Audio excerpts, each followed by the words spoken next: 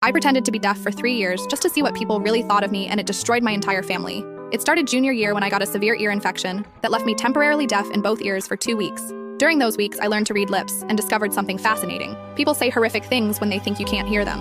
My hearing came back, but I didn't tell anyone. The first thing I learned was that my best friend Sarah called me pathetic behind my back. While sitting right next to me at lunch, she told Jessica how exhausting it was pretending to care about my problems. "She's so needy," Sarah mouthed while I stared straight ahead. My parents were worse. At dinner, my mom would silently mouth things like, "She's falling behind in everything," to my dad. He'd nod and mouth back, "It's probably just a phase." But the real revelation came from my sister Emma. Emma was 2 years older and the golden child. Straight A's, varsity soccer, early admission to Stanford. I thought we were close. I was wrong. One night, Emma brought her boyfriend over to study. I was in the living room, supposedly doing homework. They sat at the kitchen table where I could see them perfectly. "Is she always this pathetic?" her boyfriend asked, gesturing toward me. Emma laughed. "Pretty much. My parents baby her because she's the disappointment. They've basically given up on her being successful like me. Doesn't that bother you?" "Are you kidding? It makes my life easier. They expect nothing from her, everything from me." I kept my face neutral, but inside I was planning my revenge. For 3 years, I documented everything.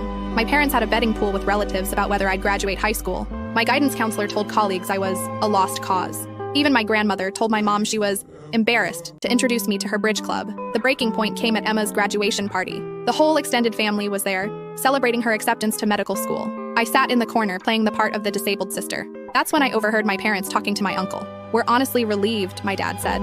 "At least one of our kids turned out normal. We can focus our college fund entirely on Emma's medical school now." My mom nodded. "The deaf one will probably qualify for disability benefits anyway. We don't have to worry about her future anymore." They were planning to abandon me financially because they thought I was disabled. I stood up, walked to the center of the room, and clapped my hands loudly.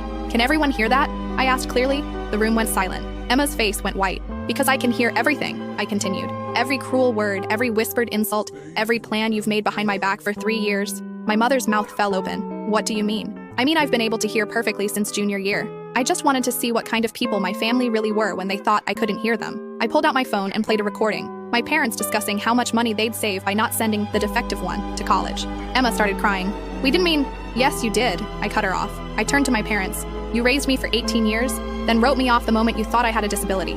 I picked up my graduation gift, a cheap bracelet they'd clearly grabbed last minute, and handed it back to my mom. "Keep this. You'll need to save money now that you only have one daughter." I walked out and never went back. 5 years later, I'm finishing my master's degree in psychology. Emma dropped out of medical school after 2 years.